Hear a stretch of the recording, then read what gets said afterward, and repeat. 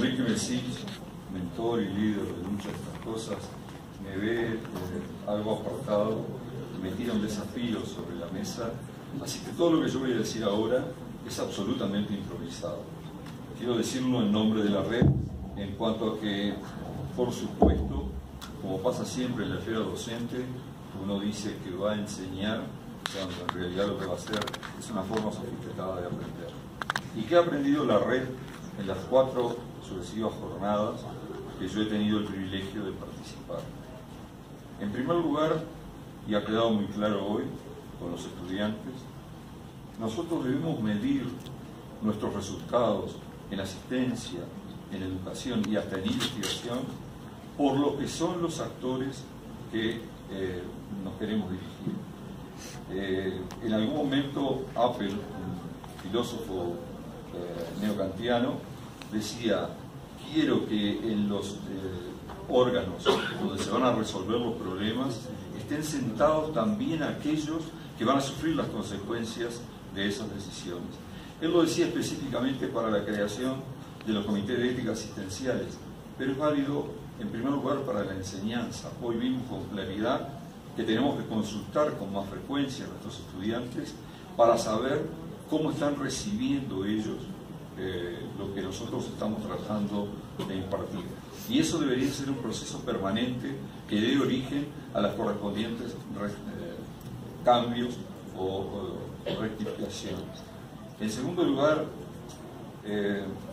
también si nuestra asistencia médica está dirigida al paciente y al paciente lo queremos como protagonistas, a la persona del paciente como protagonista, deberíamos tenerlo también en estas instancias diciéndonos qué cosas ve él como afectación de su dignidad o qué cosas ve al contrario como trato humano y adecuado. Porque hablamos mucho del humanismo y hoy escuchamos una excelente conferencia del profesor Daniel Eliocalu, que más que nada en realidad, aprovecho para decirlo, se refirió, como pasa siempre, a la deshumanización. El profesor Alberto Perales, un gran docente, amigo querido y que hoy por razones circunstanciales no está acá, cuando empezó a aplicar el índice de atención centrada en la persona, se dio cuenta en los hospitales de Lima que tenía que referirse a una nueva situación y creó el índice de deshumanización. Como que de alguna manera, cada vez que hablamos, perdón que me distraje de la línea central, cada vez que hablamos de humanización, tenemos que hablar de erradicar su contrario, porque parece que si no fuéramos capaces de erradicar la deshumanización, podríamos avanzar muy poco en el propio movimiento de la medicina centrada en la persona.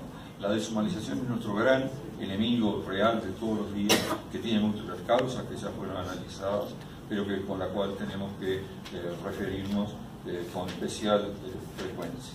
Y claro, también estamos en un momento de expansión de derechos.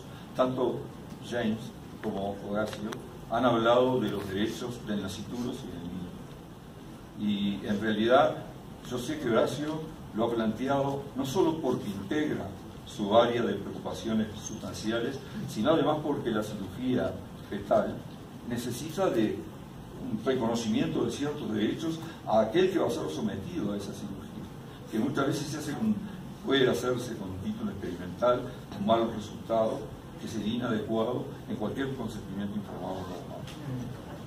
También, siguiendo esta línea, nuestra validación del consentimiento informado pasa por preguntarle al paciente qué entendió de lo que le dijeron. Normalmente el paciente entiende lo que le dijeron, cosas muy diferentes a las que el médico cree que explicó cuando explicó. Este tema del consentimiento, claro que nosotros tenemos que reivindicarlo, porque si queremos participación de las personas, queremos participación con autonomía. Y para lograr autonomía, esas personas tienen que ver respetados sus derechos. Yo me molesté en tomar la cita de Roger, porque me parece paradigmático. Dice Roger, perdón que lo reitere, no es que le estamos dando poder a la gente, es que nunca se lo quitamos. Se lo estamos devolviendo porque hasta ahora en el ejercicio lo habíamos efectuado. De manera que en este planificar durante largos meses todo un programa bajo la conducción de un maestro, en realidad es de qué manera podemos, cuando venimos acá con todo lo que hemos elaborado, interactuar con ustedes de una manera dinámica para sacar enseñanzas realmente fértiles y que nos hagan seguir creciendo y avanzando. Y alguna última reflexión, algo que planteaba hoy con mucha fuerza Fernando Carbone: ¿cómo formar al formador? Y en realidad nosotros lo vemos con bastante asiduidad en el tema de la ética. Uno es lo que hace, no importa lo que diga que hace, es lo que realmente hace lo que lo cambia. Ejercer o tratar de pensar la medicina en términos éticos cambia al que lo está haciendo, le cambia su ser interior, cambia su manera de ver las cosas, cambia su perspectiva. James hablaba hoy de que es necesario, para estos cambios que se nos vienen, empezar a pensar en los formadores y tratar de estimular las funciones de liderazgo. En realidad, muchos de nosotros, por la avanzada edad, hemos tenido la suerte de tener maestros en la escuela de medicina que eran maestros de vida. Y en realidad ahora nos encontramos con la dificultad de recrear esa situación, porque tampoco nosotros nos creemos demasiado que ya lo somos. Y por lo tanto, a mí me parece que acá lo importante es tratar de primero empezar a caminar. Tenemos que hacer las cosas con lo que hay, con quienes somos, con nuestros defectos y nuestros problemas formativos. Pero me parece que tenemos que pensar en crear instancias específicas en donde la gente que realmente demuestre liderazgo pueda ante los estudiantes mostrar lo que los estudiantes quieren en sus docentes, que es una integridad, es decir, hacer lo que digo, practicar lo que pienso, y eso debería ser una norma. Por lo tanto, en realidad, nuestros docentes de medicina deberían tener compromiso muy serio con aquel producto final que queremos formar, que es el que va a responder a las necesidades de nuestra población, al mismo tiempo que nos mantenemos en íntimo contacto con lo que la población dice de lo que está recibiendo. Perdón que son reflexiones improvisadas, de macrosíntesis, pero que me parecían importantes y que le pareció también al profesor Messi que era bueno cerrar con una instancia como esta. Muchas gracias. Presentes y colegas nacionales puedan tener esta opción para poder refrescar un poco sus conocimientos y especialmente empezar y continuar pensando en las formas correctas de hacer medicina. Gracias, Luis Fernando, por tu apoyo. La atención primaria de salud representa el primer nivel, es un conjunto de actividades, es un nivel de asistencia, es una estrategia y es una filosofía. No podemos hablar de una buena atención primaria, cuidados materno-infantiles, las inmunizaciones, prevención y control de enfermedades endémicas, abastecimiento de fármacos y tratamiento básico. Eso es la atención primaria en el lugar que estemos. Y podemos decir que es la puerta de entrada y es un derecho a la salud y es uno de los derechos fundamentales tener una buena atención primaria. Y aquí el gran cambio, y es lo que nos trae con el tema, los enfoques y el énfasis. Al principio se hablaba de atención primaria de salud selectiva y era el conjunto específico de actividades en los servicios de salud dirigidas a los pobres, ¿se acuerdan, no? Al principio, o a los más deprimidos. Después vino la atención primaria en Europa y otros países industrializados, donde la atención el foco era el nivel de atención de un sistema de servicios de salud. Atención primaria de salud integral en Almata, el año 78, era una estrategia para responder a las necesidades de las comunidades. Después viene un enfoque de salud y derechos humanos, ya como una filosofía que impregna a otros sectores y especialmente el sector social.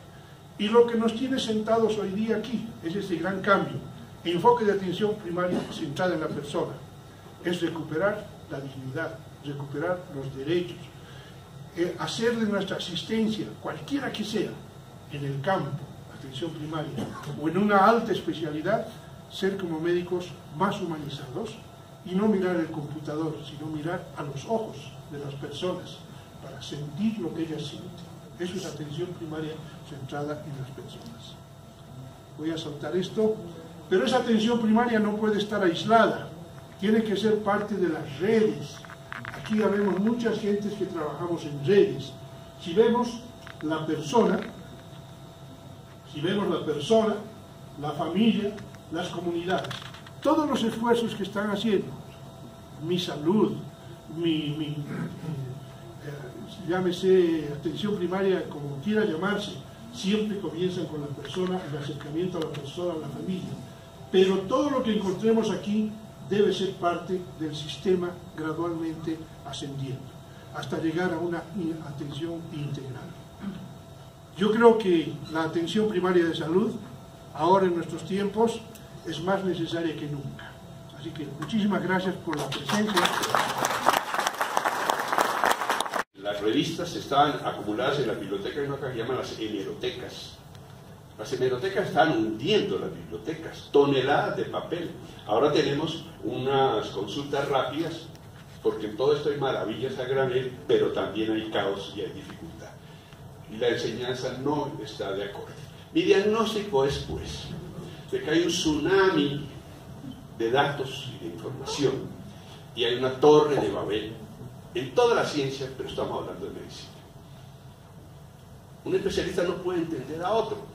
Si ustedes ven, por ejemplo, las últimas revistas de genética o de inmunología, son casi incomprensibles.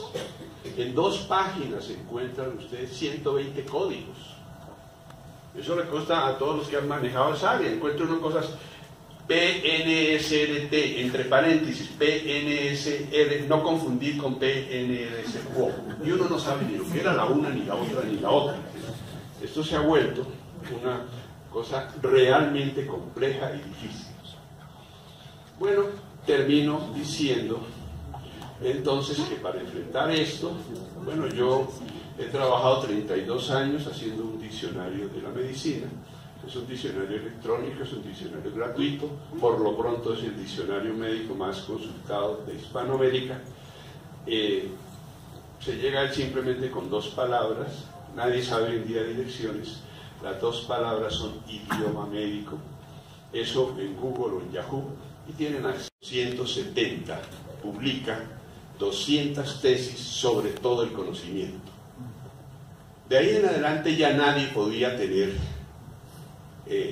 esa comprensión panorámica, puesto que esto fue creciendo. ¿Qué pasó? Los enciclopedistas fueron reemplazados por los sabios. Los sabios no sabían todo, pero sabían una parte del conocimiento. Rápidamente fueron reemplazados por los profesionales. Los profesionales, gente con formación teórica y formación práctica. Rápidamente también fueron reemplazados por los especialistas. Gente que conoce mucho de un sector pequeño, de la ciencia, del saber, del conocimiento, que sin embargo tampoco duraron tanto en la historia del conocimiento, puesto que aparecieron los subespecialistas, los superespecialistas. Esto ha hecho que haya personas, todos, que saben muy bien de pequeños campos del saber, pero se ha perdido esa visión, esa integración, ese enfoque holístico. Igual ha sucedido en la medicina. ¿Qué es lo que estamos enfrentando en la actualidad? Ustedes recuerdan, el filósofo Sócrates decía, solo sé que nada sé. Pues bien, este paradigma actual es así. No solo sé que nada sé, sino que en la medida en que el conocimiento crece, cada día que pasa sé menos. No solo sé que nada sé, sino que cada día que pasa sé menos. Esto es tremendo porque estudie uno lo que estudie, prepárese como se prepare, cada día será más ignorante frente a la multitud de conocimientos que existen hoy en día. El lenguaje de la ciencia es bastante complejo y veamos unos breves ejemplos para mostrar este crecimiento gigantesco del conocimiento. Voy a hablar de la química. Durante 2 milenios solamente se supo de 4 elementos: agua, aire, tierra y fuego. 2000 años, eso era todo lo que se sabía. Después, y en un periodo fundamental de 500 años, surgió algo que todos conocimos en el bachillerato y en la universidad, que fue la tabla periódica de los elementos. Ellos son 118. Bueno, pasamos de 4 a 118, a algunas personas ya se les dificultó entender los 118. Pero apareció en las últimas décadas, apareció la síntesis automática, el descubrimiento de pequeñas porciones biológicas, la catalogación en el CAS, que es el Chemical Access Service, Y ahí tenemos en estos días, oígalo bien, 132 millones de sustancias. Creo que esto ilustra muy bien la velocidad en que va la ciencia. Pasar de 4 a 118 nos costó algún esfuerzo, de 118 a 132 millones ya es imposible. Están descubriendo 12.500 sustancias diarias en la actualidad, los químicos. ¿Quién puede con eso? ¿Cuándo se va a investigar eso? ¿Cuándo se va a profundizar? ¿Cuándo se van a ver sus características, sus aplicaciones? Menciono otro ejemplo. ¿Ustedes recuerdan? Demócrito decía, el átomo es indivisible. Era lógico decir eso, que hubiese una partícula muy pequeña que fuese la base de todos los demás. Sin embargo, hoy en día, como todos sabemos, no solo se identificó el átomo, lo cual fue una maravilla inverosímil, sino dentro de él las partículas subatómicas. Ya son 102 las que se han encontrado. Richard Feynman, el premio Nobel de Física, pronosticó que se iba a llegar a 400 partículas subatómicas. Y allí apareció una cosa espectacular que ustedes conocen, que es la mecánica cuántica. En eso tan invisible, en eso que no significa nada en términos humanos, porque es totalmente inasible. Sin embargo, miren la cantidad de conocimientos y de fuerzas que han sido encontradas. También, en la astrofísica, pues la humanidad se pasó viendo las estrellas a ojo simple, pelado, como dicen los astrónomos. Uno puede identificar en noches estrelladas y en sitios privilegiados de la Tierra hasta 3.000 astros. Y ellos se dedicaron, como sabemos, a bautizarlos. Una cuestión un poco coloquial: esto parecen unos pescados, entonces pongámoslo Piscis. Esto parece un león, pongámoslo Leo. Esto parece un toro, pongámoslo Tauro. También en la identificación de planetas, pues apenas eran 9 planetas, tampoco fue tan difícil bautizarlos. Pero ¿qué ocurrió en 1662? Galileo consigue un telescopio y ahí la cosa cambia. Ahí pasamos ya a muchos miles, y en los últimos años los telescopios, el de Galileo tenía 1 centímetro de diámetro, los telescopios actuales tienen un diámetro inverosímil. El de Arecibo, en Puerto Rico, tiene 360 metros. El año pasado en China hay un telescopio que tiene 505 metros de diámetro. Y ya no solamente estamos captando lo que corresponde al espectro visible, sino también al infrarrojo y al ultravioleta. De tal manera que en la actualidad se han identificado más de 3.000 millones de astros. Pero estos son verdaderos jeroglíficos que causan mucho daño. Y aquí hago un brevísimo paréntesis para decir una cosa. Que alguien me explique a mí por qué la medicina se ha vuelto una de las primeras causas de morbilidad en el mundo. Si es que precisamente la medicina está hecha para lo contrario, para ayudar a los enfermos. Hay unos artículos estremecedores. La comunidad médica mundial no ha dicho una sílaba sobre las publicaciones que muestran que el ejercicio inadecuado de la medicina es supremamente peligroso y dañino y muchas veces letal. Pero una parte de eso tiene que ver con la pésima comunicación que hay en medicina. Bueno, entonces tenemos... Vamos a ver, porque nos salió aquí el aviso. Tenemos... A ver, yo voy a conseguir. Hasta cuando llegaron los españoles, igual ellos han usado los cariobayas, porque ellos no tenían muchas medidas ni para solucionar sus problemas. Además, primeramente la población aquí estaba bastante abierta, cristianizado, para acudir a los médicos de España, pero cuando había las epidemias, entre otros sarampión, y gran parte de la población murió, ellos también han vuelto a su medicina tradicional. En 1825 ha nacido Bolivia como país de colonos y criollos, entonces no todavía la población. Así ha evolucionado, que la gente han obtenido derechos, todos.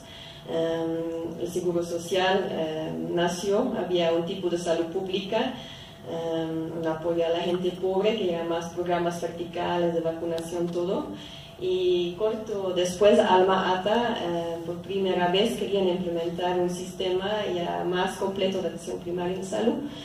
Pero el crisis económico ha obligado a Bolivia, entre muchos otros países, de reducir el concepto de Alma Ata, de ir a una atención primaria y salud selectiva.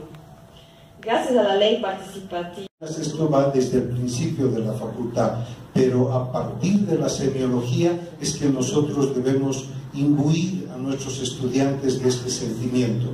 Creemos que el principal obstáculo que evita que se continúe formando es cuando ellos llegan al internado y pasan a la residencia. Entonces debemos actuar sobre los tutores de las residencias para que sigan alimentando en este aspecto. No sé si algo más.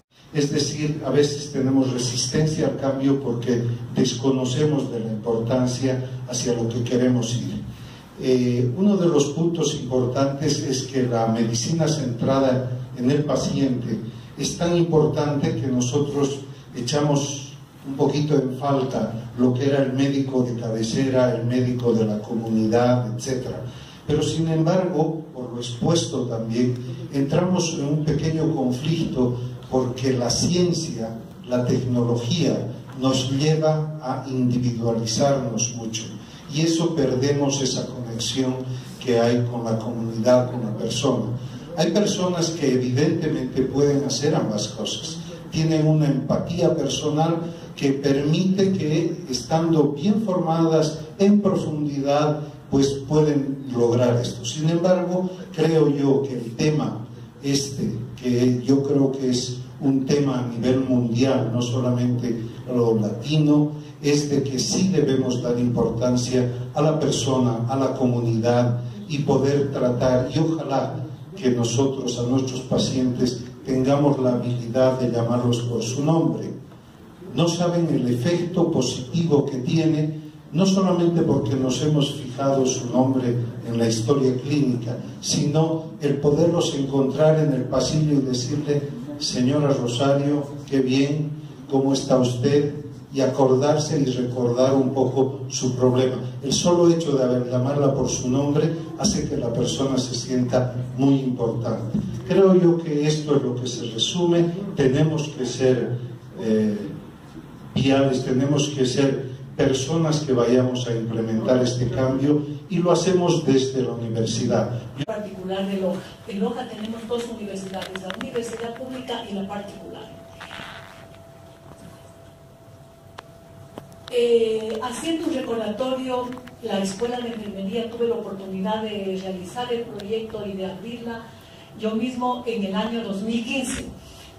¿Cuál era el objetivo de la universidad? El objetivo era la formación integral de profesionales a través de la ciencia y los valores éticos, de manera que el profesional que entregamos a la sociedad tenga un impacto que incida positivamente en la calidad de vida de nuestra profesión. Ese fue el objetivo de la universidad.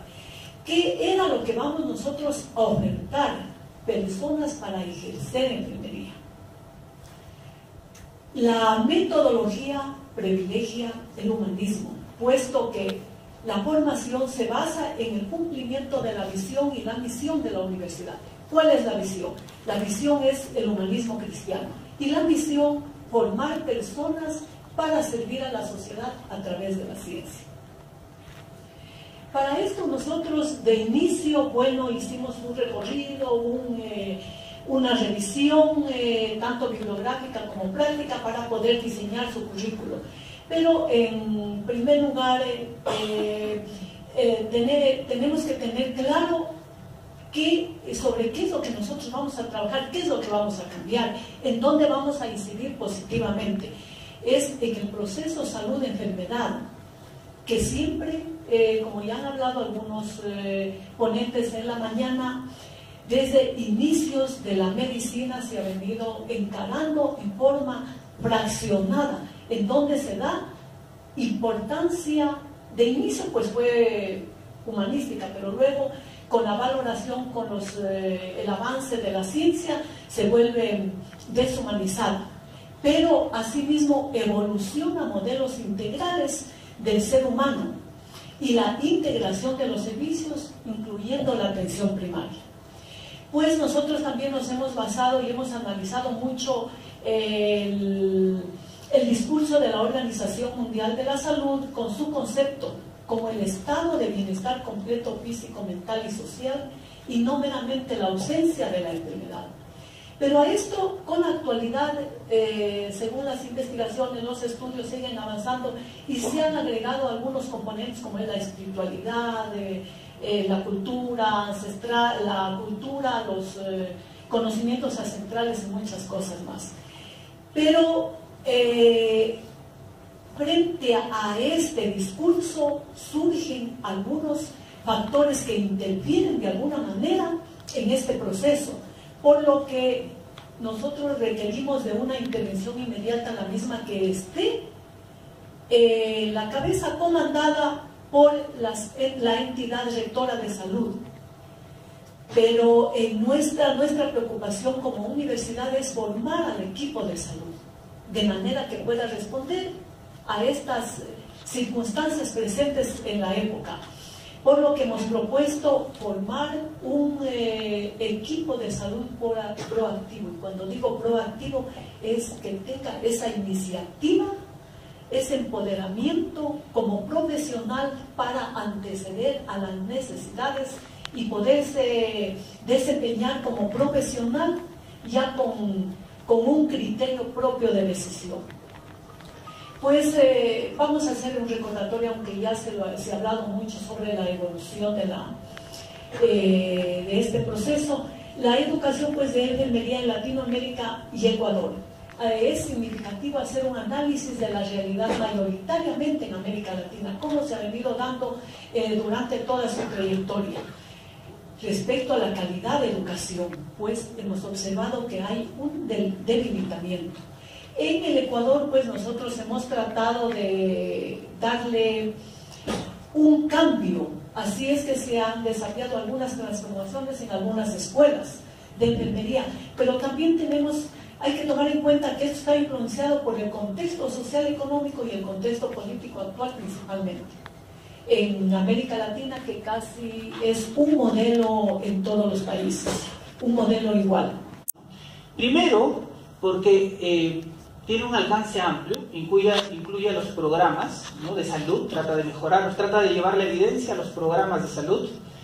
Segundo, que es conducido en el contexto del mundo real, es decir, ¿cómo hacemos que una evidencia aterrice en los hospitales, en los centros de salud, ¿no?, en el mundo real, de dificultades, con culturas diferentes, etc.? Conducir en múltiples niveles quiere decir que se puede realizar desde un consultorio hasta el Sistema Nacional de Salud.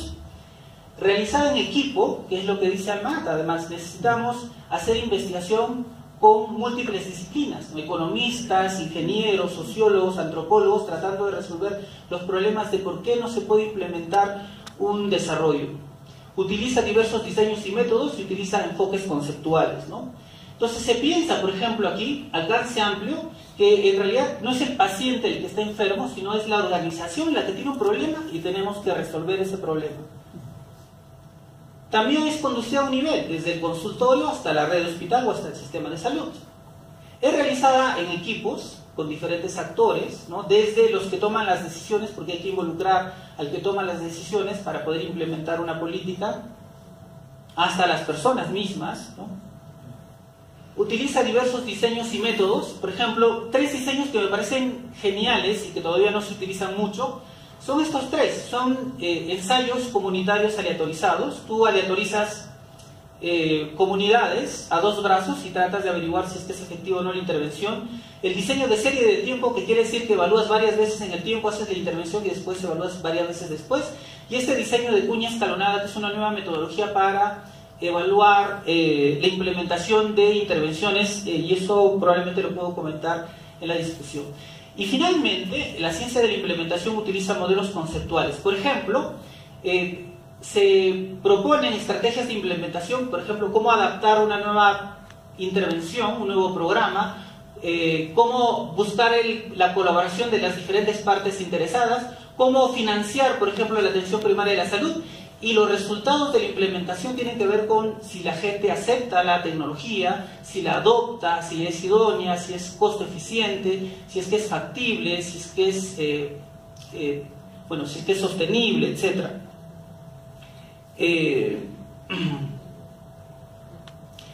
Bueno, me voy a referir para terminar este ejemplo, que es una estrategia de tratamiento masivo para parasitosis en la comunidad. Ustedes saben que la parasitosis es un problema importante, ¿no? Y las campañas de desparasitación han sido principalmente focalizadas en los niños, pero no se ha logrado, lamentablemente, en muchos países alcanzar el éxito, ¿no? Filariasis ha sido un éxito en varios países en el mundo a través de las campañas de desparasitación, ¿no?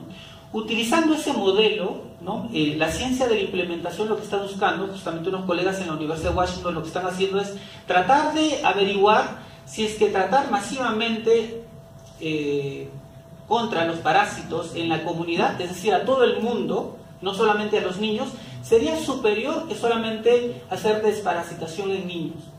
Utilizando además la experiencia que ya se tenía con filariasis, los mecanismos de distribución y otros sistemas que ya se tienen en el lugar, ¿no? Eso es lo que se está haciendo actualmente, por ejemplo, para que ustedes vean. Y hay varias respuestas en relación a la implementación. Esto es lo que hemos hecho en el instituto en algún momento, tratar de motivar no solamente a los profesionales de la salud, sino también desde los estudiantes de medicina, bueno, este es un famoso investigador en el país, pero que traten de resolver los problemas locales con ideas novedosas, ¿no? Esta es un ejemplo de una ingeniera que ha diseñado un baño seco, ¿no? Una alumna en conjunción con otros alumnos de otras disciplinas para resolver los problemas de sanidad en comunidades pobres en Lima, ¿no? Bueno, en conclusión, la atención primaria de la salud puede beneficiarse de los nuevos tipos de investigación y apoyar su implementación. Las ciencias de implementación tienen características fantásticas que se diferencian de otras aproximaciones y que podrían ayudarnos a reducir esta brecha, ¿no? Un alcance amplio, conducida en el contexto del mundo real, conducida en múltiples niveles, realizada en equipo, utilizando diversos diseños y utilizando enfoques conceptuales, ¿no? Ernesto Sábato, en esta novela Antes del fin, decía lo siguiente, y esta es mi frase final para ustedes, ¿no? Que me parece muy motivadora en realidad en relación a la medicina centrada en la persona. Él decía lo siguiente: les propongo entonces, con la gravedad de las palabras finales de la vida, que nos abrecemos en un compromiso, salgamos a los espacios abiertos, arriesguémonos por el otro. Solo quienes sean capaces de encarnar la utopía, bueno, la medicina centrada en la persona parece una utopía, ¿no es cierto?, así como la atención primaria de la salud, pero tenemos que ser la real. Dice, solo quienes sean capaces de encarnar la utopía serán aptos para el combate decisivo, el de recuperar cuanto de humanidad hayamos perdido. Gracias. Excelencia en algo o de alguien. Una mercancía de calidad, un asunto de calidad. La calidad del vino de Tarija ha conquistado todos los mercados. Servicios son actividades identificables y esencialmente integrales que satisfacen las necesidades de los seres humanos vinculados a procesos, a productos y servicios.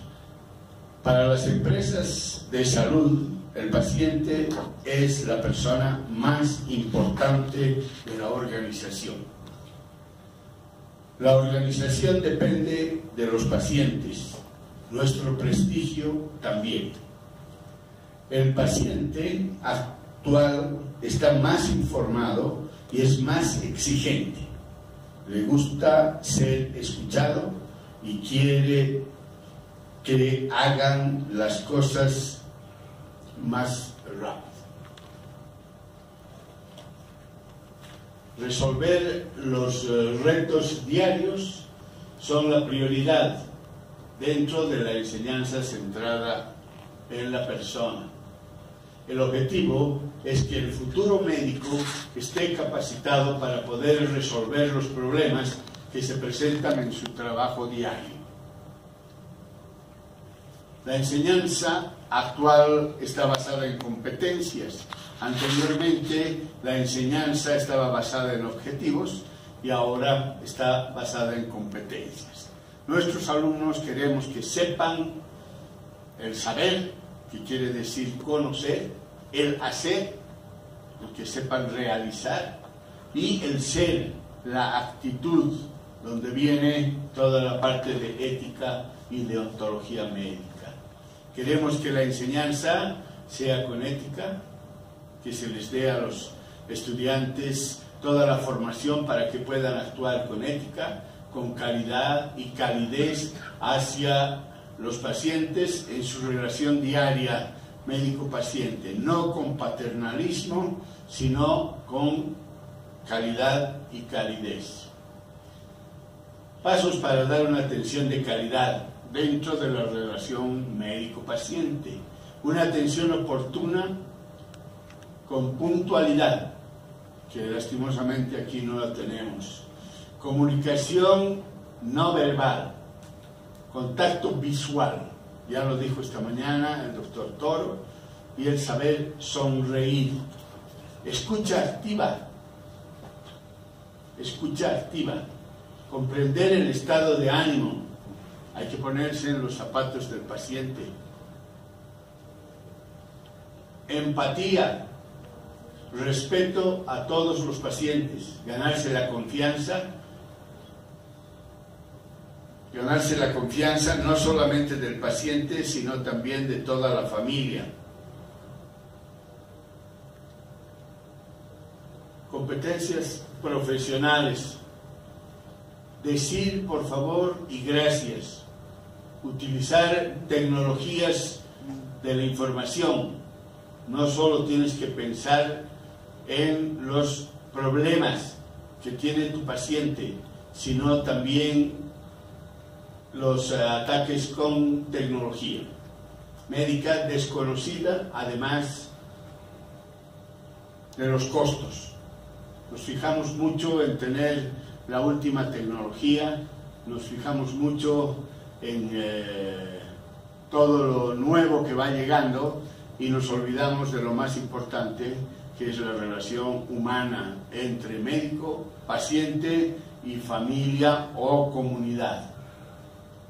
Tenemos que tener el respeto, consideración también dentro de la relación médico-paciente, el respeto del principio de autonomía de la voluntad. Esto depende del paciente. Principios de beneficencia que son del médico. Tenemos los principios de justicia que corresponden a la sociedad. Deber de informar antes de hacer cualquier procedimiento. Esto es el consentimiento informado que deben tener para poder respetar las normas jurídicas de cada una de las personas con las cuales nosotros tenemos el trato permanente. Y participación sistemática ante la toma de decisiones. Tan gentil de la Academia Boliviana de Medicina, también para la organización de este evento de Medicina Central, esta cuarta jornada. Efectivamente provengo de la Facultad de Medicina de San Fernando, de la Universidad Nacional Mayor de San Marcos, de Lima, Perú. Es la facultad más antigua de medicina en nuestro país, ¿no? Tiene los estudios desde la época colonial datan de 1571, pero los modernos estudios en la escuela llamada ya Facultad de Medicina de San Fernando, hace 162 años, exactamente hace 162 años, es lo que se denomina el periodo moderno en la formación médica en el país. Y entonces, como ustedes comprenderán, es una facultad bastante tradicional, bastante, en alguna manera, conservadora también dentro de la formación médica en el país. siendo una facultad emblemática con más de 1.200 profesores, tiene ciertamente procesos de innovación curricular que se podrían decir bastante lentos en algunas ocasiones. En el último periodo, con ocasión de una nueva ley universitaria en el país que, digamos, recompone, ¿no?, reorganiza la formación de pregrado y de posgrado en las universidades, fue ocasión esto para hacer un proceso de innovación curricular. Y justamente lo que les quiero compartir el día de hoy es la experiencia que hemos tenido desde del proceso de reforma curricular, mediante la implementación también de componentes vinculados a la medicina centrada en la persona. Por eso esta presentación se llama Formación en Medicina Centrada en la Persona en nuestra universidad. Un poco para iniciar, el arquetipo, digamos, aspiracional que tienen los jóvenes ingresantes a nuestra universidad, que es además muy competitiva, es una universidad con muy alta selectividad. De cada 54 postulantes a la Facultad de Medicina ingresa solamente uno. Es este arquetipo, ¿no? Estamos, digamos, buscando esta medicina altamente especializada, digamos, de matriz televisiva, digamos, norteamericana, ¿no? Un poco estos son los elementos inspiradores. Esta es una última serie de Good Doctor, donde también hay un personaje central, esta vez más juvenil y más cercano también a ellos. Pero esto no es una situación nueva, ¿no? Ya en nuestros tiempos existía el Dr. Kildare y también era, obviamente, una plasmación de, digamos, de una formación centrada en el hospital y en la tecnología. Entonces estas imágenes, digamos, que nos traen a una medicina más vinculada a una atención humanística, se van perdiendo en el tiempo justamente, ¿no?, como estas estampas de Vermeer o como Ciencia y Calidad de Picasso. Y entonces entramos a un periodo en el cual ya, digamos, la medicina se hace instrumental, digamos, ¿no?, a un complejo juego de intereses de la industria, tanto productora de medicamentos como de tecnología. Y entonces, como bien mencionó el doctor Elvio en la mañana, un poco la matriz formativa durante el siglo XX es una matriz formativa que involucra la participación muy activa de la ciencia y del laboratorio vinculado a la atención de las personas. Y esto, si bien es cierto, permite un avance sustantivo de la ciencia, también tiene una reacción muy próxima, ¿no?, que es la incorporación de la tecnología en una forma creciente que finalmente aleja al paciente del médico y genera este proceso que ya muy bien se connotó en la mañana de deshumanización de la medicina, ¿no? Y entonces nos encontramos hablando de cosas tan extrañas como humanización de la medicina, cuando en su raíz la medicina es humana. No podría ser de otra manera, pero es un llamado a atención muy fuerte. Y entonces nos pusimos también a reflexionar ya desde la perspectiva contemporánea, que efectivamente hay un gran problema en la formación, no solamente de los médicos, sino de los profesionales de la salud. Y nuestra facultad tiene el privilegio de ser una facultad que tiene 5 escuelas profesionales. No solamente formamos en la Facultad de Medicina médicos, sino también personal profesional de obstetricia, personal de enfermería, de nutrición y de tecnología médica. Y entonces, este documento del Lancet, por ejemplo, a los 100 años del informe Flexner, llama la atención respecto a la necesidad de transformar la educación o la formación de los profesionales de la salud para la atención de la población en el nuevo siglo. Y contra esto, la realidad que ocurre en nuestros servicios se puede patentizar en muchos estudios, pero hay un estudio relativamente interesante porque tiene una aproximación también cualitativa, es que la realidad de nuestros profesionales cuando salen es que no tienen competencias desarrolladas para poder funcionar eficientemente desde una perspectiva de atención primaria, ¿no? Entonces tenemos resultados como estos, como que ningún egresado de las facultades de medicina de las diversas universidades cumple mínimamente con los estándares de competencia para atender en establecimientos de primer nivel, y que de todos los profesionales probablemente los médicos son los que tienen el menor nivel de competencia, puesto que son los que están más sometidos a una presión formativa hospitalaria, tecnologizada, ¿no?, y que los va alejando justamente de estas otras prácticas también vinculadas a la atención primaria como la promoción de la salud, la prevención de la salud, la articulación con la comunidad, etc. Entonces, en este proceso de reflexión, un grupo de profesores de la universidad fue encargado de, digamos, trabajar intensivamente en torno al proceso de reforma curricular, y uno de los elementos que tomamos como referencia fue este famoso el reporte Hastings de los cines de la medicina, ¿no? Donde justamente bajo la conducción de Daniel Callahan se establece, digamos, sin ningún orden de prelación, sin que un otro fin fuera más importante que algún otro, que estos son los 4 fines de la medicina. Y que aparentemente, si esto es la medicina en una forma completa, lo que nosotros estamos desarrollando básicamente es lo que está en amarillo, ¿no? La atención y la curación de los enfermos. Entonces estamos dejando de formar a los estudiantes de una forma, digamos, competente en los otros elementos que forman parte consustancial a los fines que tiene la medicina. Sino también el ranking para América Latina. Buscamos dentro de ese ranking las universidades mejores que nos podían dar elementos de referencia, ¿no? Priorizamos estas universidades y empezamos a explorar, utilizando básicamente las páginas web de estas universidades, los planes de estudio, encontrando los aspectos que eran comunes o disímiles para ir buscando alguna matriz comparativa que nos permita establecer cuáles son las similaridades y cuáles son también las estructuras que hay entre ellos, etc. También vimos lo mismo en las universidades de América Latina y las mejores facultades dentro del top ranking, como la UNAM, como la Universidad de Campinas, como la Universidad de Chile, etc. Y entonces fuimos avanzando y encontramos algo como esto, ¿no? Unos esquemas que nos permitirían comparar dentro de un core de competencias que se esperaba de los profesionales médicos, aquellos elementos que se repetían en estas universidades, ¿no? Como Harvard, UCSF, la Universidad de Washington, Johns Hopkins, Stanford, etc. Y esa matriz comparativa nos permitió ver qué elementos eran comunes, y ustedes podrán observar que muchas de estas competencias son comunes y que existen, digamos, algunas instancias de consenso entre las diversas escuelas de pregrado, por ejemplo en Estados Unidos, que permiten que estos elementos sean comunes a los pensum en las diferentes escuelas de medicina.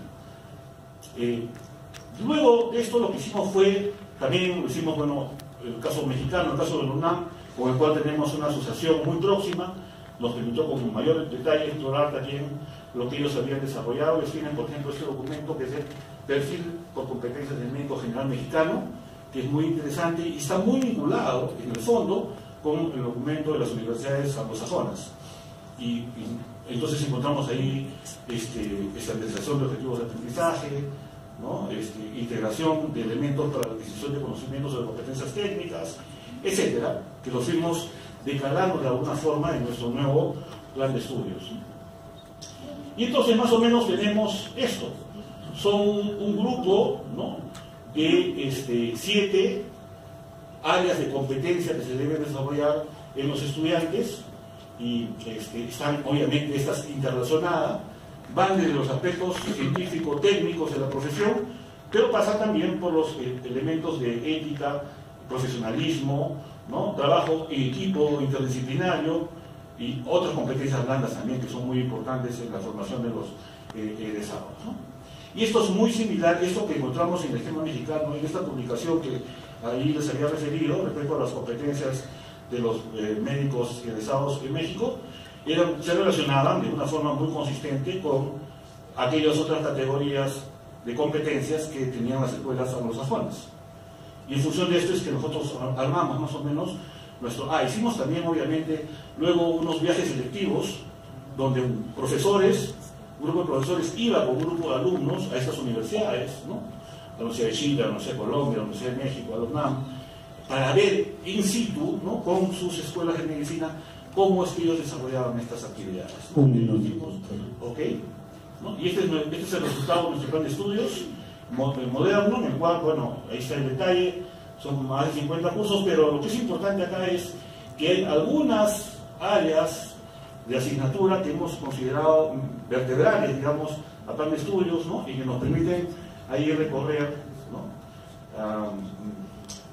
como una médula, digamos, ¿no?, de elementos vinculados a la medicina central de la persona y de los cuales pueden irradiar, ¿no?, elementos vía cursos de integración y electivos hacia las otras materias para tratar de consolidar esta perspectiva de la medicina, ¿no? Mucho del trabajo que se realiza en nuestra facultad tiene que ver con una inserción temprana de los estudiantes en el contexto urbano marginal y de comunidades, ¿no?, también en hospitales, para que vean cuáles son las circunstancias sociales en que las personas viven y de las cuales vienen con una diversa realidad sanitaria que nosotros debemos atender, ¿no?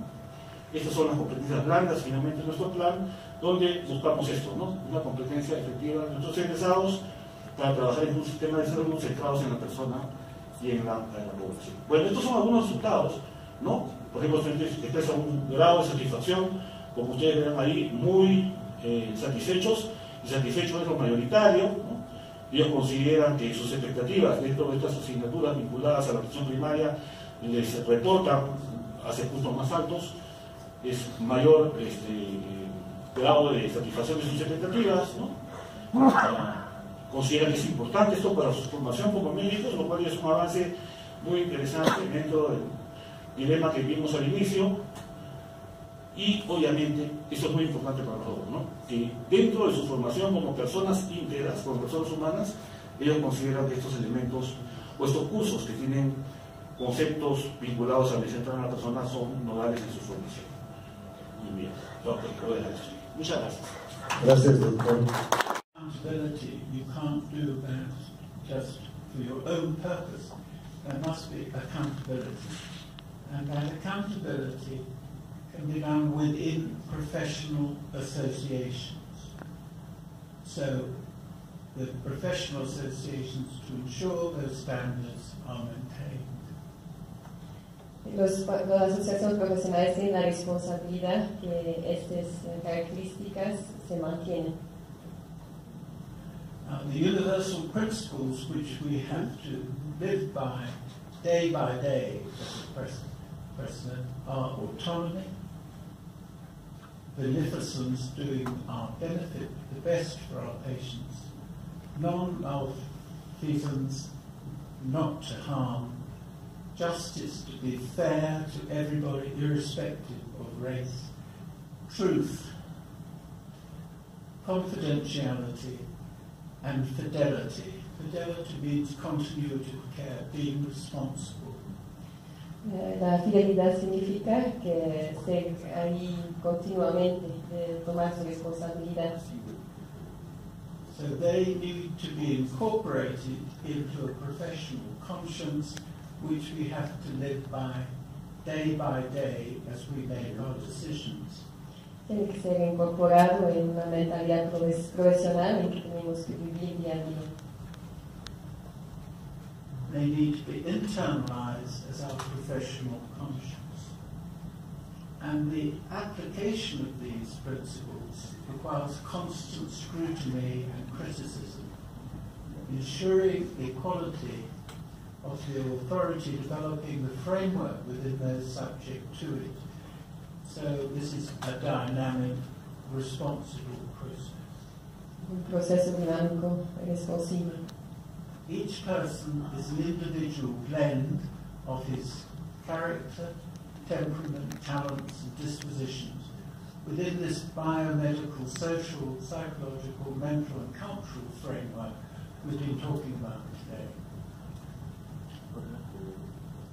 And we are now familiar with the key principles of person-centered medicine which have been summarized by Juan Messick. Respect for the autonomy and dignity of the person, wide biological, psychological, spiritual, cultural, social framework, and attending to both health and positive health, well-being, and a person-centered approach for research, education, and the outcome of a patient-physician diagnosis communication with a shared understanding, treatment, prevention, health promotion, and shared commitment. That's all about the practice of good medicine. Sobre la implementación de una buena medicina. And then we promote partnership at all levels. Physicians can't work in isolation. They are enhanced by a multi-professional team. El médico no puede trabajar aislado, tiene que trabajar en equipo. And learning during the curriculum, there are different ways of learning. Informative learning is about acquiring knowledge and skills. Its purpose is to produce experts. Formative learning is about socializing students around values. Its purpose to produce professionals. But transformative learning is about developing leadership attributes. And its purpose is to produce enlightened change agents, transformative learning, involving three fundamental shifts. We move from fact memorization to searching, analysis, and synthesis of information and decision making. We move from seeking professional credentials, saying how important we are as physicians, to achieving core competencies to effectively work in a team in health systems, and from non-critical adoption of educational modules to creative adaptation of global resources to address local priorities. So we have to think of the wider environment and circumstances around us. Tenemos que pensar en el ambiente más amplio en las circunstancias. So in my view, essential educational reforms require, first of all, a common sense of values. We have a purpose. We share the purpose. We try and achieve that purpose together. And we promote interprofessional and transprofessional education that breaks down professional silos while enhancing collaborative and non-hierarchical relationships in effective terms. Hierarchies work, but they don't work very well, and they're very expensive. Las jerarquías pueden funcionar, pero no funcionan muy bien y son muy caros. And I quote a senior manager in the UK, his view after a lifetime working in the NHS.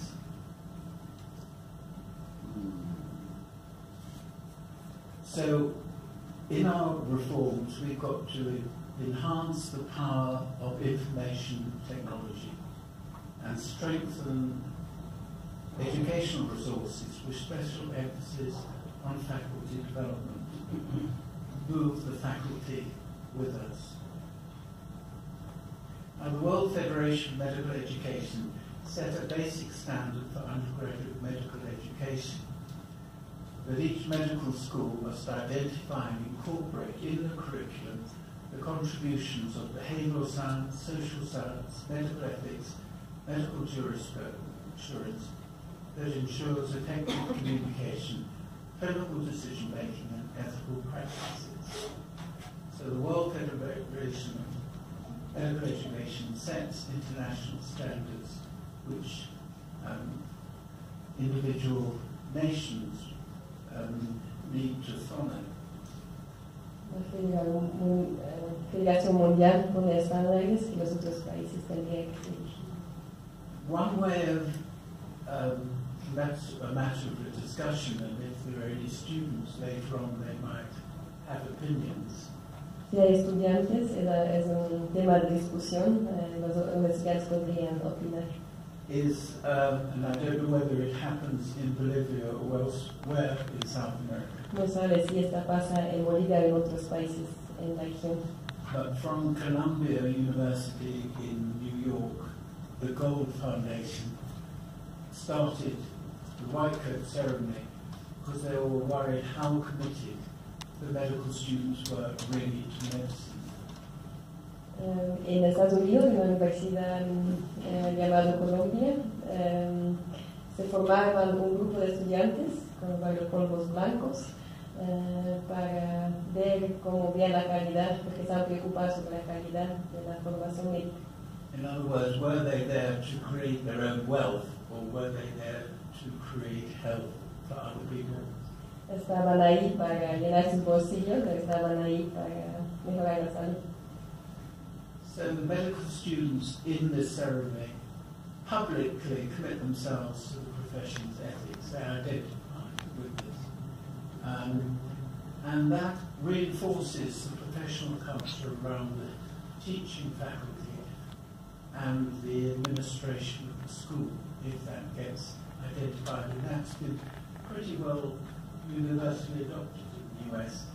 Strange enough, in England, nobody really does it. They don't bother. En Inglaterra parece que no les importa. Los estudiantes, ¿no? Anyway, it's a matter for discussion. So, I end with the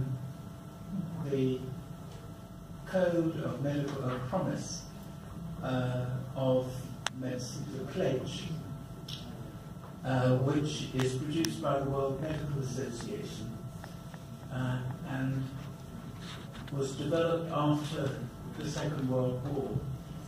Su promesa está desarrollada después de la Segunda Guerra Mundial por la Organización Mundial de la Salud. When doctors have been on different sides and they've been committing acts which were not professional. So they need to restate it. And this was the promise which I leave you. It's recently been updated. This is the most recent. Esa es la nueva versión. As a member of the medical profession, I solemnly pledge to dedicate my life to the service of humanity. The health and well-being of my patients will be my first consideration. I will respect the autonomy and dignity of my patients. I will maintain the utmost respect for human life. I will not commit consideration of age, disease or disability, creed, ethics or gender, nationality, political affiliation, race, sexual orientation, social standing, or any other factor to intervene between my duty and my patient.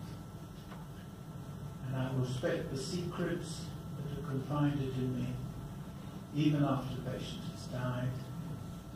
I will practice my profession with conscience and dignity in accordance with good medical practice.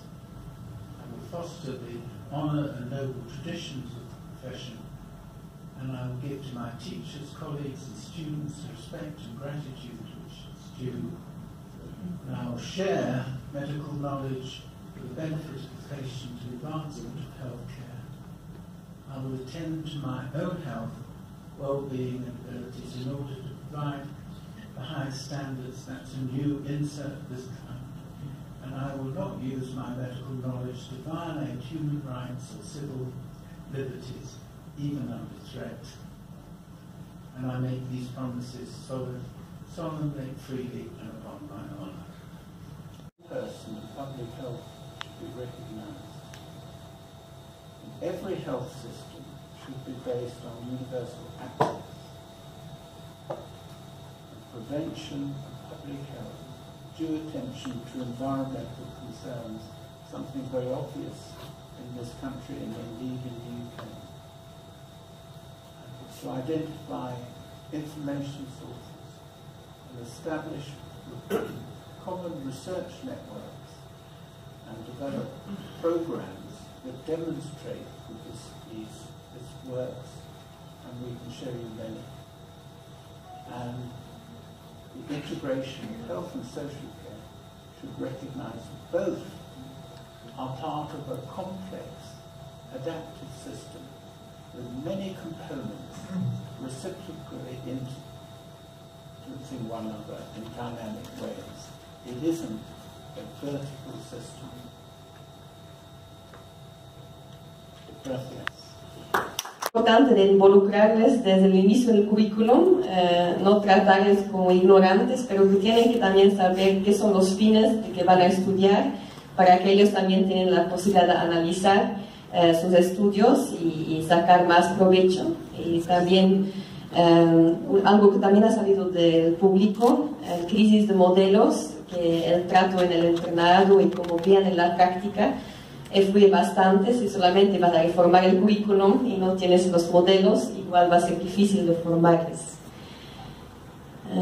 El trabajo en equipo también mencionó al estudiante que aprenden en la práctica pero que no vean en la realidad. Aparte de las contradicciones que hemos visto mucho, ¿no? La contradicción entre la tecnología y el respeto, y que parece que por la tecnología a veces los estudiantes tienen menos interés en aprender nuevas cosas, que hay falta de información y estadísticas confiables en Bolivia, que también lo hace difícil adaptar al currículum. Algo muy importante también creo que menciona el doctor, y esto es algo que también ha expuesto, pero quizá no ha entendido todo el doctor Appleyard, es la educación transformativa. Es justo que sí, tenemos que formar, aparte de gente que sabe los partes académicos, tenemos que formar líderes por el cambio. Y eso es algo muy importante, y creo que el artículo que también mostró ya se traducido en español. Lo voy a buscar y quizás sea interesante que lean, porque es todo un análisis de esta formación transformativa, ¿no? La educación transformativa. Eso, gracias. Ahora las preguntas para los demás. Solo quiero preguntar algo a los estudiantes. Thank you for being here, and thank you for telling us how you learned your ethics. Gracias por estar aquí y gracias por explicar cómo han aprendido su ética. Do you understand, do you recognize the white coat ceremony in America? ¿Están reconociendo la ceremonia de los guardapolvos blancos en Estados Unidos? ¿Conocen? This is a public affirmation by the medical students of their dedication to ethical medical practice when they start at different stages of their career. Es una estatura pública de los estudiantes de medicina para mostrar también su compromiso a la formación médica. This is a public with the parents and everybody celebrating. Do you understand English? Now, with that, there's the faculty. Now, if the culture of your medical school can be altered by that, because bullying is not part of the medical professional practice, and that should be clearly demonstrated to faculty, that bullying, respect for your colleagues, respect for your teachers, respect for your students is part of medical practice. Eso podría ser una manera para cambiar la cultura médica, que ustedes no aceptan tampoco que tratan mal, no entre ustedes, no que tratan mal a ustedes, no que ustedes tratan mal a sus docentes, que hay respeto entre todos, que es importante también de manifestar eso. ¿Hay algunos comentarios de ustedes? Tenían necesidad de crear actividades diversas a la salud, lo complementaban con arte. Yo formo parte de dos departamentos, uno de literatura y otro de arte. Entonces acudían a nosotros para decir de qué manera podemos hacer actividades en los hospitales y ese lapso de vida hacerlo más humano. Nosotros comenzamos a desarrollar proyectos en los que las personas estuvieran entretenidas, conversaran, y de ahí nace la idea de los investigadores de que es importantísimo la sensibilidad en la salud, y es a través de las diversas actividades artísticas. Fíjense ustedes, ahora tenemos por Estados Unidos de que los estudiantes tienen que tomar una especialidad que tenga relación con el arte. Puede ser música, poesía, escritura, pintura. ¿Por qué? Porque en Estados Unidos los índices de suicidio de los estudiantes es alarmante.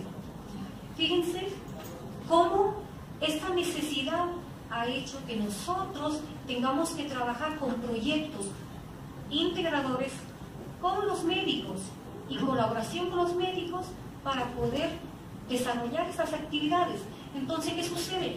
De que hemos implementado, los investigadores han permitido dar resultados en los que se dice que tiene que haber la sensibilidad a través del arte. Ahora tenemos nuevas corrientes de trabajo, porque se han incrementado muchísimas terapias de literatura, terapias artísticas. Es más, Columbia University, con su líder Rita Charon, creó la Escuela de Narrativa Médica. Yo creo que es importante que miremos la parte humana y que veamos los ejemplos de sociedades que están evolucionando en ese sentido. Mañana tienes su ponencia y es ahora puedes concentrarte en la presentación de la... Sí, perdonen, hay algunas obras que hemos traído y que queremos compartir. Son obras que hablan de la naturaleza, cómo la naturaleza forma parte de nuestro entorno y cómo hacemos. Y a través del arte que tenemos, estas son unas obras de arte que son arte pictograbados, que el papel captura la materia de todos los elementos orgánicos. El papel tiene volumen y ese volumen es la materia como las cortezas de naranja, las cortezas de piña, que nosotros trabajamos, que voy desarrollando para que se produzca una obra de arte. Y pictograbado, esas son las obras donde se captura la naturaleza, se imprimen en el papel y el artista con la mano lo pinta. Entonces, un placer estar aquí a través de las obras. ¿Qué tipo de obras? Pues el tema, aparte de el tema de la obra es arte, ecología y salud, porque estamos haciendo una concientización de la importancia de proteger la naturaleza, y la naturaleza es fundamental para mantener el equilibrio de nuestra salud. Eso es fundamental. Y bueno, vamos a tener de nuestros doctores que están contribuyendo con el cambio social de nuestras sociedades. Gracias, doctor Mesich, por la invitación. Gracias a cada uno de vosotros, a la a la Academia de Bolivia por este congreso, y gracias por cada una de las conferencias que nos han permitido.